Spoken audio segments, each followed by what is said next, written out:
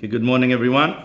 Morning. So now we're going to continue along explaining and expounding on why man was created different from all other creatures, and that is that man was created a form without a soul. He was created dust from the earth without a soul, and only later on God blew within him the breath of life. If he's not going to deal with this concept of blowing in his nostrils the breath of life in this treatise, but if you remind me, we will discuss that as well, because that is another difference in which way man was created different than all other creatures, which their body, their form, and their soul were created one. But he wasn't created in a manner of blowing within their nostrils the breath of life. Only man was created in a manner of blowing in his nostrils the breath of life. If you remind me, we will discuss that as well, because I think we're anyway dealing with the subject. Okay, so this is what we're dealing with. Why is man created different? I.e., was first created a golem, a lifeless entity, and only then was he imbued with his soul, with his spirit, with his animating soul, as opposed to all other creatures. Question number one. Question number two, why is man created from the dust, the lowest element? Man, after all, is the highest element, yet he comes from the most lowest element, which is a very humbling beginning for man. In fact, Adam, the word Adam for man, the name for man, Adam in Hebrew, shares the same letters as Adama, which means from the earth, coming from the earth. But it also says another word, and which means edameh, which means I will be akin, I will be similar.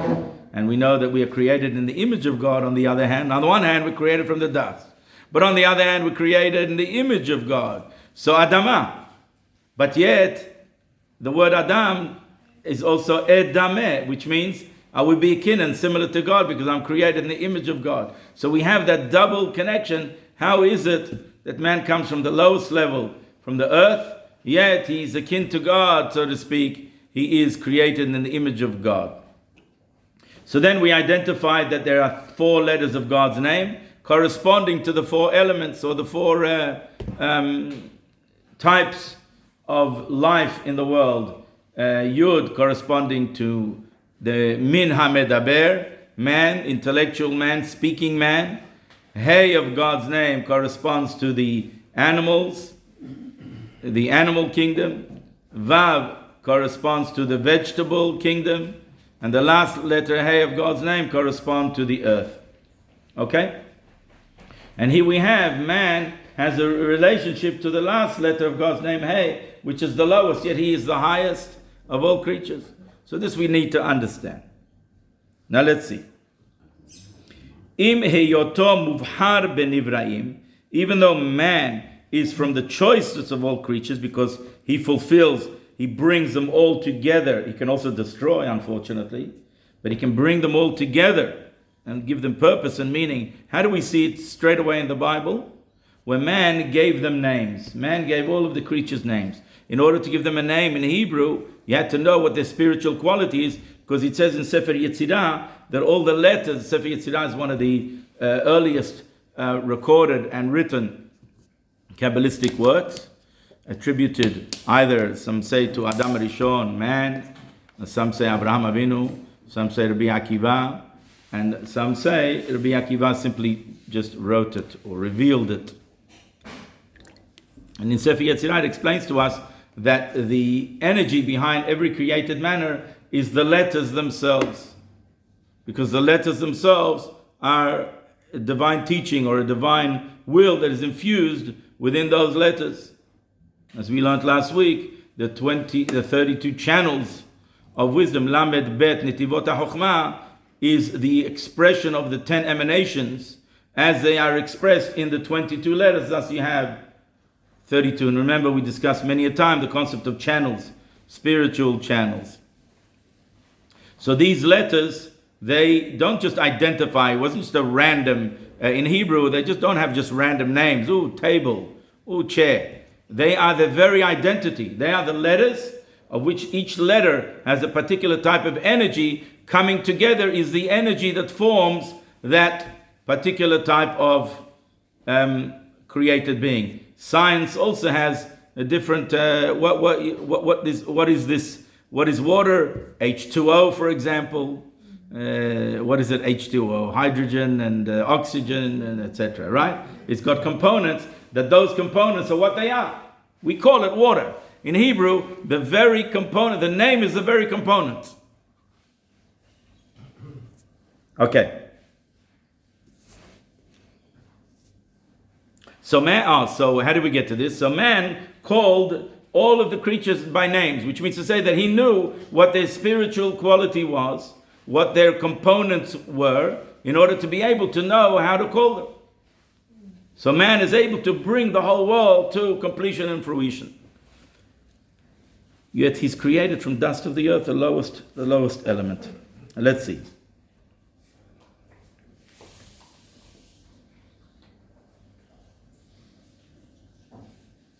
Okay. And the inanimate, in other words, the earth, is like dust and rocks. She'en lo gidul, has no concept of growth. And the vegetable kingdom is different types of grasses and different types of flowers and trees, etc. And they do grow. And the animal kingdom, yesh lahem kol zeh, has all of those elements, all of those dimensions.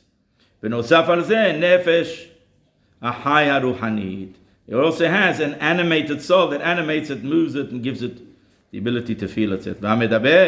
And speaking man, nosaf od al kulam, has all of the previous components. He has one more component. Nefesh hasichlit, the intellectual soul. Nefesh hamedaberet, the ability to speak and communicate. V'hineh derech klal, behold, in general terms, abale hayim, the animal kingdom, klulim mibet devarim, are a composite of two concepts. Haguf shebo ubhinat tzomeach, shahare nolad katan, v'naaseh gadol. The animal kingdom has something that is akin to the vegetable kingdom. In other words, there's a closeness to it. We know that there's a closeness to it because we mentioned already that each one of them is connected to the different letters of God's name. So the two letters of God's name that are close, that are very close to each other, is Hey and Vav. Hey and Vav. Hey and Vav is the Hey corresponds to the animal kingdom, Vav to the vegetable kingdom. The vegetable kingdom has a particular closeness to the earth because it grows from the earth, and thus Vav and Hey. So the animal kingdom has a closeness or a association with the vegetable kingdom because it too grows. It starts small, it grows, etc., it develops. So it has a connectivity to the vegetable kingdom, etc. It also has a living soul, one that is suited exactly for its particular time. And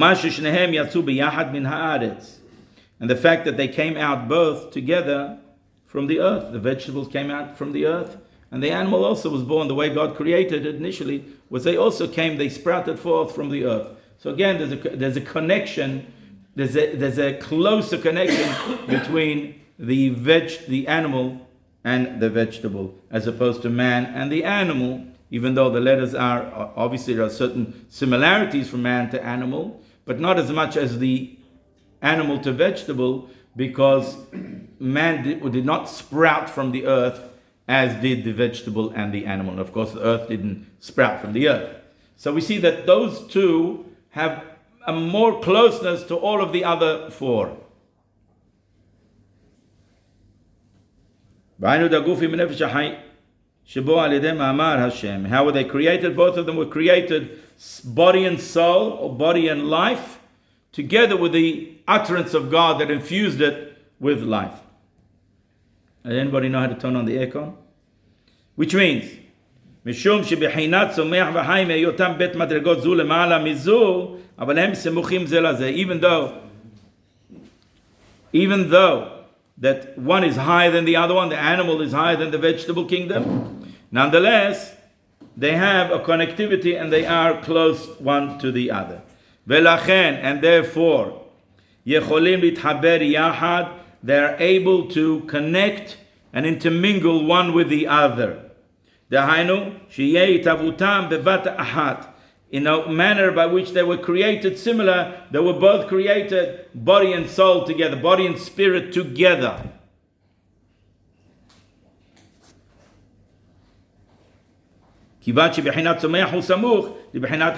Since they are close to one the other. And there is no intermediary, there is no division between them. So there's a closeness, there's a similarity in the way they're created, etc., etc. There's no division between, there's no other component that divides them.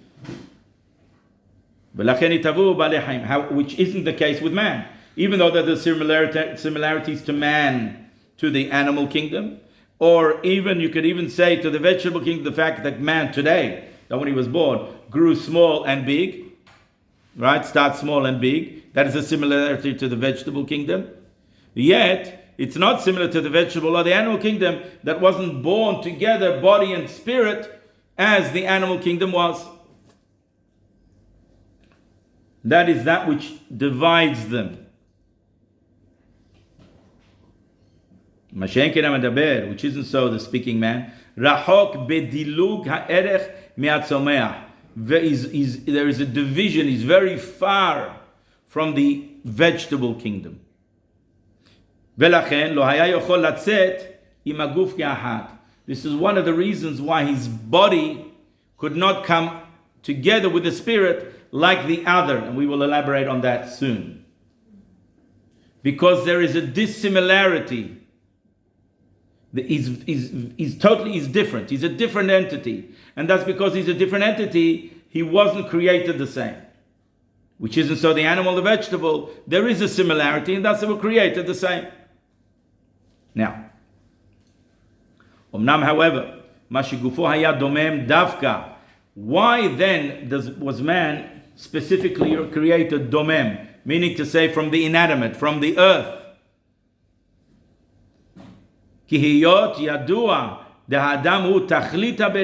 Now we know that man is the essence of creation, the purpose of creation, that brings the whole world to its purpose. They're able to realize the reason and the purpose of creation. And of course, man is the only creature where it says, let us make man in our image and in our likeness. Which means that man has certain godly qualities. And those godly qualities are, first of all, that we have 10 emanations, as it explains in Tanya.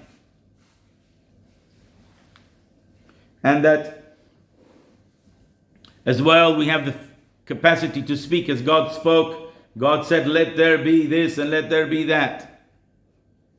And that we have a soul that it says in its Hayim. Its Hayim is a fundamental work from the Holy Arizal, that the soul of man is Helek Elokah, is not a created entity, it's a part of God himself. Everything else is a created entity, which has a body dimension to it, and has a spiritual dimension to it, the spirit. Man's spirit, he has a spirit, he has a nefesh, but he also has a neshama, and this neshama is Helek Elokah, a part of God himself, which is not a created spiritual entity. An angel is a created spiritual entity, but it's a spiritual entity, but it's a created spiritual entity. Man's soul is not a created spiritual entity, at least in its source. When it comes down to this world, it has to go through different filtrations, so to speak, or contractions, and different preparation levels in order to be able to prepare it to enter a body.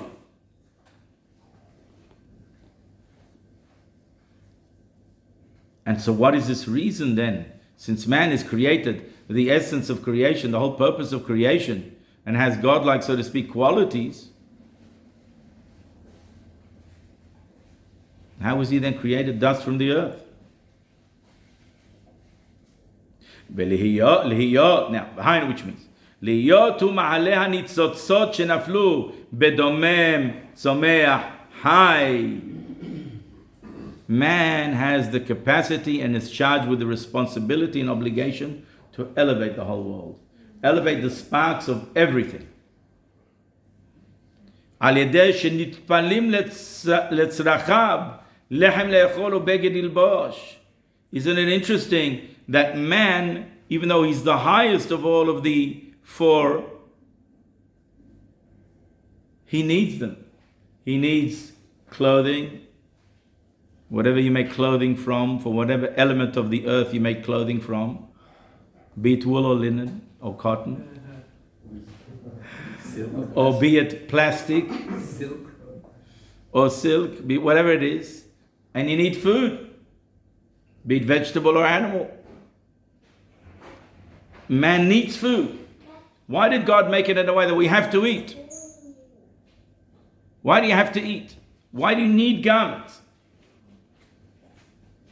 You need a roof, you need a protection over you, you need to use all of the elements of this world for your function, and you need it. Why did God make it in a way that we need it? Because He's forcing us to elevate the world. And that's our responsibility. That's one aspect of it. But there's another aspect of it that he doesn't discuss it, but I will just mention very short, very briefly, because we will encounter it in other occasions, and perhaps there we will discuss it more at length. I did discuss it once also briefly, and that is that there is a quality in the lower levels that the high levels do not have, and that's why they merge in the first place. Remember, I may have told you the example that, a person wants to sit at home, and he doesn't want to go to the shop. But if you want to get the beer, I'm using the custom of the place, of course. We live in Australia and we have to use the custom of the place. If you want to get the beer, you have to inconvenience yourself. You have to go to the shop because the shop has something that you don't have.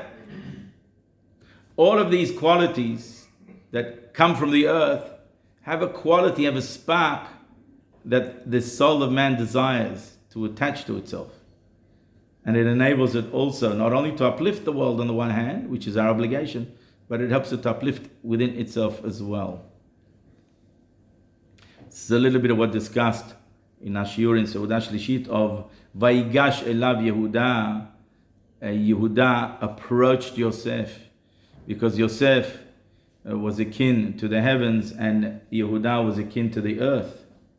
The letter of Vav, Yosef is connected to the letter Vav of God's name, and Yosef and Yehuda to the letter of Hey, and thus he approached him because the Vav, the Hey of Nukva, the Hey or of Malchut must receive from the emotion, so to speak. Yet kingship and Mashiach comes from Yehuda and not Yosef, because there's a quality in Yehuda that Yosef, even though Yosef was higher than Yehuda, he doesn't have. And that is similar to what we're discussing now, the earth. The earth, the humility aspect of it. Because Yehuda is odeh, to acknowledge, nullification. When you acknowledge something, you put yourself totally aside. Whether you understand it, you don't understand it, you acknowledge something, you put yourself totally aside. You totally surrender yourself, totally nullify yourself like the earth. That's the quality of earth. So too. And thus, together the merger with Yehuda and Yosef comes a very special outcome. Similarly, in this case, man needs the earth, needs the elements of the earth, needs water, needs earth, needs vegetation, needs things to wear, because he's charged with elevating the world on the one hand, but they have a spark, that, so to speak, a dimension of godliness that he does not have. And he requires that as well. Where do Jews and non-Jews then fit? Well, this is a totally different shiur, and it's not for now, because that'll take us on a different topic, and it's not something that can be discussed in 1 minute. But certainly they come from the Min HaMedaber. They're also included in the Min HaMedaber, the speaking man. V'hu yesh bo da'at la'avod et Hashem. Man is endowed with knowledge. Not only wisdom, but knowledge, da'at. there is a certain element of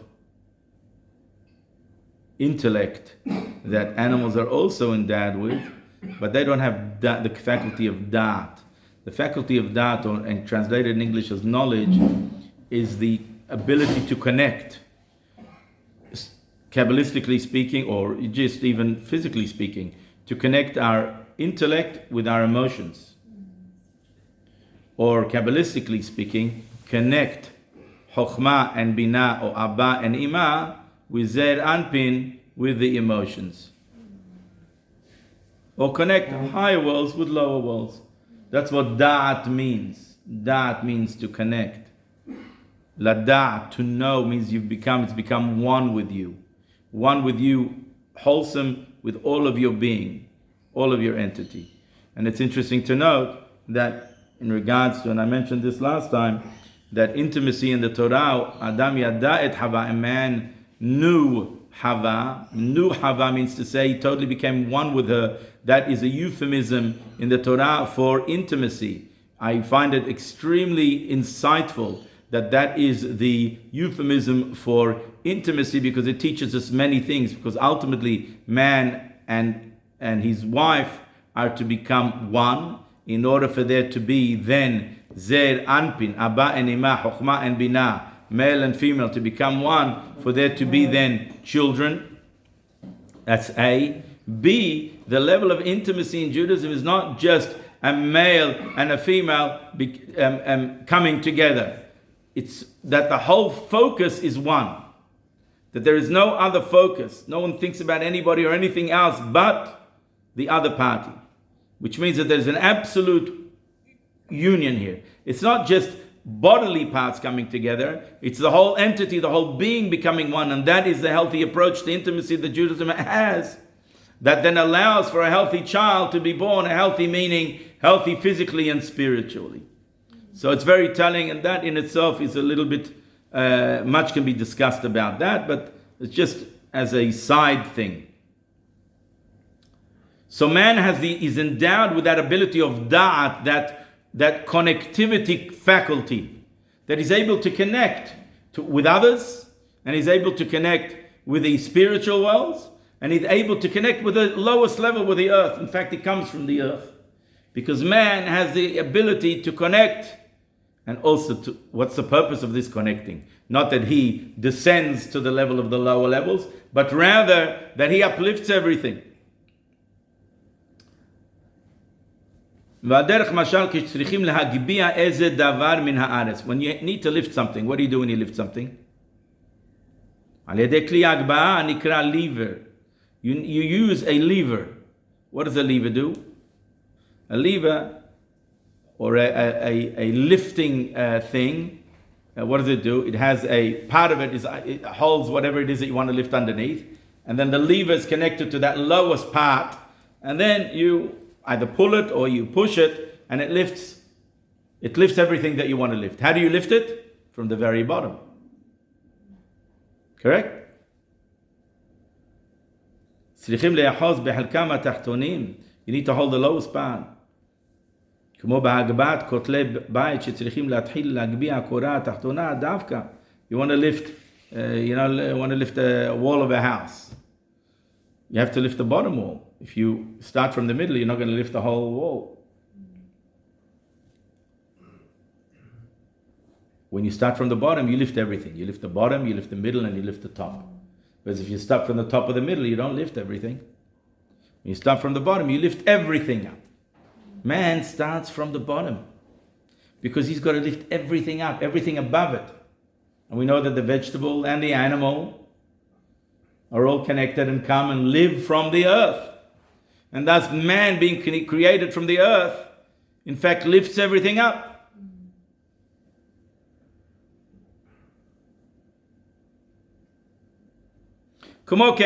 Therefore, the soul of man, nitlapsha beguf, was enclosed in a body shebebechinat domem, that came specifically from the earth.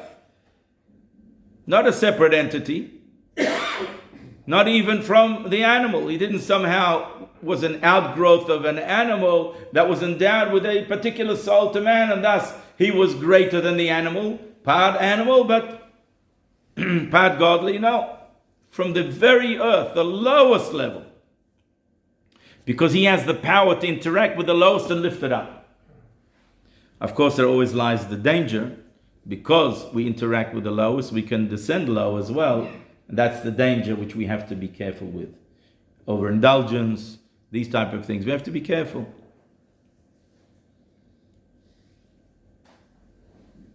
And by lifting the bottom, by lifting the Adamah, the earth, so to speak, the fact that we are created from the earth, and thus live a life that is spiritual, meaningful, has purpose, associated with kindness, with sharing, and etc., not greedy, and all of these different types of things, automatically when you lift the earth, you lift everything together that comes from it. Val Shem ze nikra medaber. This is why man is called the speaking man. Why is he called speaking man? So first of all, because letters themselves have no life. It's only the letters that are infused with emotions and with intellect that have a life. Letters themselves have no life. So it's almost like the fact that there's a part of us that is lifeless, the earth. It is only our intellect and our emotions that infuse it with life, on the one hand. Yet on another hand, because the word medaber, speaking man, is related to another word in Hebrew called yadber. Yadber is yadber amim. Yadber amim means to lead nations. The word yadber in Hebrew is to lead. And a leader is higher. A leader lifts up the nation. And so too, the medaber is al derech, similar to the concept of yadber amim, lift up, lead everything that we interact with. That's our obligation. And this is a very timely reminder how that we abuse our obligation if we descend in the earthly world, as opposed to uplift the earthly world. One time there was a person who came to a great and holy rabbi, and he used to, I don't know whether you have this, we don't have this here, I don't think you can buy it here, but in America, when I studied in America, I studied there for almost 6 years, so there's snow in America, and it's quite annoying to walk in the slush, and in the when it becomes ice, and it's annoying. So you have these, and it ruins your shoes. Because don't forget, a lot of times they throw, just the mere fact that the shoes gets wet all the time ruins your shoes. And if you've got these beautiful cowboy Texas shoes, it's not going to be nice. Especially if you use these shoes for Shabbat. You want to come to synagogue with nice shoes, you're walking Shabbat and you get them all dirty. And especially since they throw salt as well. When they throw salt surely, together with water, surely is not good for shoes. So they have something in America called galoshin, or rabbis. Galoshin? Galoshes. Thank you very much. Galoshes. Yeah. See, it's been many, many years since I bought one. Galoshes. They were here when we were kids, though. Yeah. I remember because something that we spoke about, something, but something was a known thing. Tell it to kids today, galoshes, nobody will know what you're talking about. Goat boots. Yeah.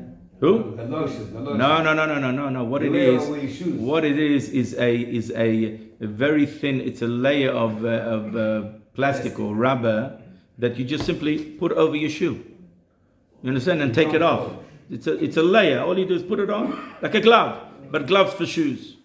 Anyway, I'm not going to give you a shiur now on galoshes. That's not my expertise, not my field. But anyway.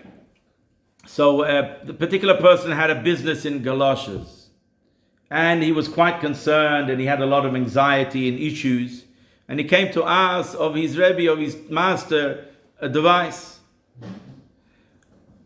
Before the Rebbe gave him advice, he told him a very important and powerful lesson that we must all remember. He said, and he poured out his heart and all of his anxiety and all of his issues and his problems that's bothering him. And when we have anxiety, it's not isolated and localized just to the workplace. or for the hours when we have that problem. It bothers us at home. It bothers us in our relationships. You're in a bad mood. You're a bit edgy. You don't have patience. We don't pray properly because we're thinking about this, thinking, oh, maybe I should do this, maybe I should think of that. God, why do I have this issue and this problem and all of that stuff? It bothers us in our study of Torah. I can't study now, I can't concentrate. I'll just say Tehillim because I can't concentrate. It affects our whole world. We know that. I don't have to tell you this. You know this. Everybody has anxieties. Everybody has reasons. Hashem should take it all away and bring Mashiach speedily. But that's a human being. We have all of these different anxieties. And so he wanted to tell him a very powerful teaching. And he said, I saw people sticking their shoes in the galoshes, but I never saw someone sticking his whole head and his whole being in his galoshes. It's an important lesson.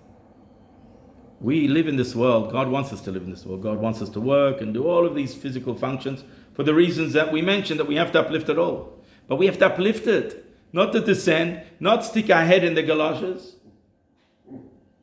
So sure, we have anxieties, we have issues, we have worries, earning a livelihood, a family, etc. That's normal. But not to the degree that it totally takes over and we become embedded in the earth, so to speak. We descend to the earth. But rather we have to learn how sometimes to detach ourselves, and prayer and Torah study certainly helps, and to uplift ourselves as well. And this is the function of man. This is something that we must always remember. So let us continue. So this is why man is called Medaber, from the expression of the Pasuk, Yadber Amim, to lead nations.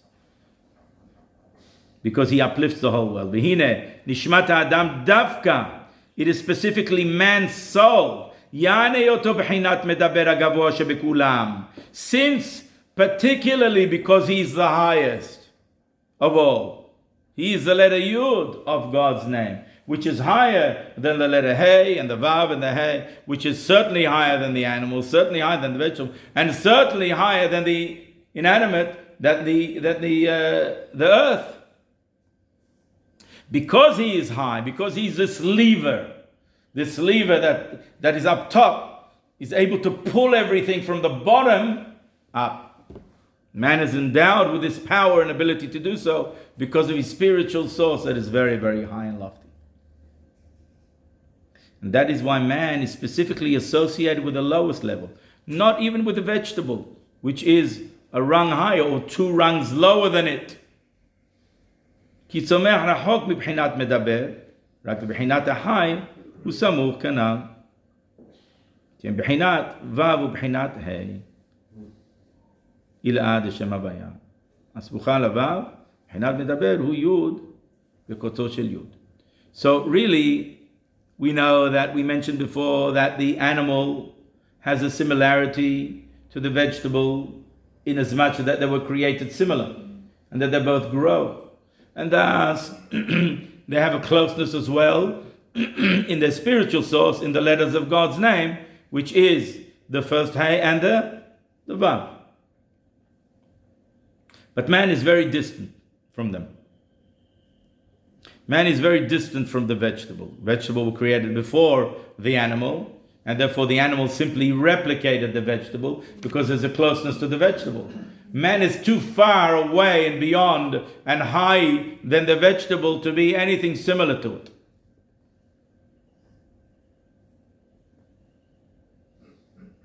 And thus man's source is the Yud of God's name. We know that the Yud of God's name expresses Chokhmah, divine wisdom. Now the Yud also has a Kotso Shel Yud. You know the Kotso Shel Yud? It has a little point. What does that connote? That connotes something even higher. Something so high that the Kabbalists teach us cannot really be identified and quantified in a letter in itself. It's only hinted in the Yud. Something above, something that is connected to the Yud, is even higher than the Yud, is the source of the Yud, but cannot have even a letter, because certain things cannot be quantified, just simply cannot be measured. And that's the Kotso Shel Yud. The Kotso Shel Yud, the point of the Yud. And that refers to even higher than Chokhmah, because Chokhmah is really Chokhmah Stima. Chokhmah, unlike Binah, is hidden. You don't really understand Chokhmah properly. It's only Binah that conceals it and compartmentalizes it and divides it and rips it apart, that is able to understand Chokhmah properly. Chokhmah itself is like a flash of some sort of intuition, some sort of knowledge that is not totally understood yet. It's a flash of revelation. And that in Kabbalah is called Chokhmah Stima, the hidden Chokhmah.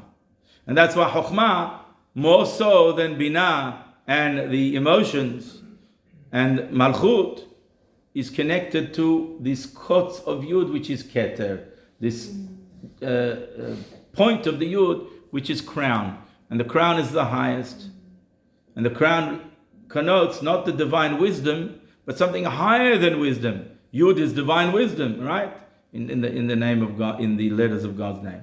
What then does the point of the Yud connote or express or hint to?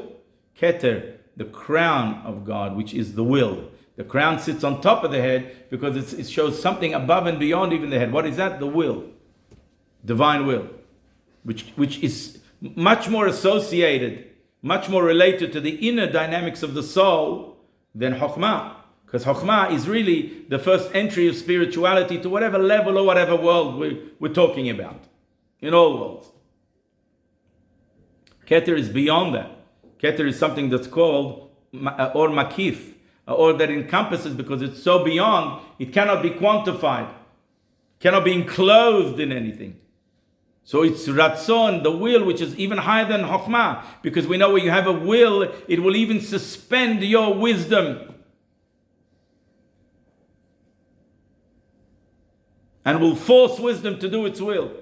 We know that throughout history, we've had great scholars who weren't known to be very smart, but they reached unbelievable, unprecedented levels of scholarship. They weren't necessarily very smart, but because they had a desire to know God's will, and really, truly to receive Torah is not based upon your smartness, because it's a noten ha-Torah. God gave us the Torah. Noten is a matana. It's a gift. True, we have to use intellect and whatever faculties we have to understand, but it's a gift. And a gift is the more you're closer to the giver of the Torah, the more you're able to receive the Torah and its gift. It's beyond intellect, really, the Torah. And that's why the scholars who were so nullified before God were able to reach unprecedented levels of wisdom that is just beyond human understanding. How is it possible? You know, the genius Einstein is a genius. I have a book at home that records an interesting story that took place with Einstein and one of the greatest geniuses of his time in the 1930s. He went to visit someone known as the Gaon, the genius of Rogachev, Rabbi Yosef Rosen. He was known to be an unbelievable genius of his time, to such a degree that everybody, and the Rebbe, by the way, got his rabbinical ordination from him.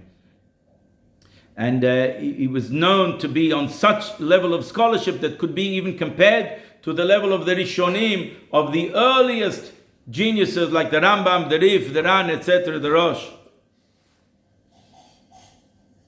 And he was so famous that even Einstein wanted to meet him and see what it's all about. So he went and met him, and he came out, and they said, "No, what do you think?" And he said, "If he was in my field, he would be two Einsteins." Because it's a gift. Torah is a gift for those who want. For, you know that they're saying, where there is a will, there is a way. In Hebrew, it says, "En davar omed bifnei haratzon." Nothing stands. There is no impediment before will. Because will is much more closer to the essence of the soul than Chokhmah. And that is Keter. And man is also rooted in Keter as well, because he is the purpose of creation and thus mostly reflects the divine will. But since man's mostly reflect the divine will, the purpose of it to live where? And reside where? In this physical world. So thus you understand how the highest level is intimately associated with the lowest level, because they both express the divine will. In fact, Eretz is called Eretz. Eretz asher ratzeta la'asot retzon kona. The land that ran or desired to do the will of God. In other words, the word Eretz is associated with ratzon, with will. And both of them contain the word ratz. Ratz means to run. You run to do something. You run to, even if you're running away from someone or something, that is your desire, to run. Both of them share that root in the word. So therefore the word Eretz in Hebrew is not just called Eretz. It has the letter Aleph in it, and we know that the letter Aleph in Kabbalah has huge significance. And the word Ratz, which is the source of the word Ratzon, and the root of the word Eretz, Ratz, to run, to do, to want, to desire. And it has the letter Aleph, which the letter Aleph, as we discussed a little bit yesterday in Seudah Shlishit, contains, Arizal writes, has the shape of 3 letters, Yud and Vav, which is 26, which is the numerical value of God's name. Yud and Hey and Vav and Hey. Or, as Arizal says, Yud Vav Daled. Yud on top, Vav and Daled, which spells the letter Yud. And the letter Yud is the first letter and the highest letter of God's name. So in other words, the first entry of revelation, which is Aleph, and the word Ratz, which connotes will. So Eretz contains, even though in this world it's very lowly, but it reflects the divine will. And so does man. And that is the connection between man. On the one hand is Chokhmah, which is the Yud, and even the Kotzo Shel Yud, the point of the Yud, which is Keter, and Eretz, which is also connotes Keter, crown, or the divine will. Because that is the divine will, that the buck stops here, like they say.